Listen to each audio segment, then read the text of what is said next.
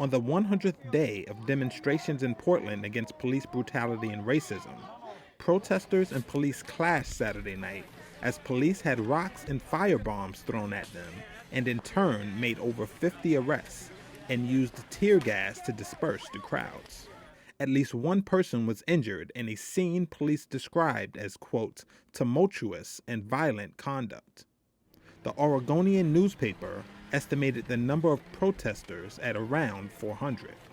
Portland has seen nightly protests for over 3 months that have at times turned into violent clashes between demonstrators and officers, as well as between right and left-wing groups. In Kentucky, ahead of the famed Kentucky Derby horse race, armed supporters of police clashed briefly with anti-racism protesters.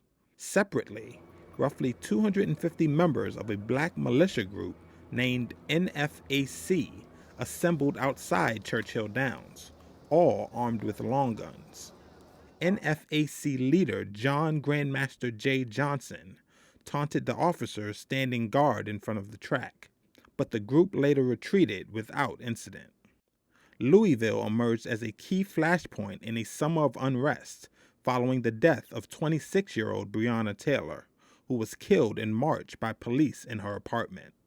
In Rochester, New York, about 2,000 protesters marched toward the public safety building, chanting Black Lives Matter and Daniel Prude, a reference to the black man who died after an encounter with police in March. The Prude family earlier this week released body camera footage from his arrest showing he had been pinned to the pavement and restrained with a hood.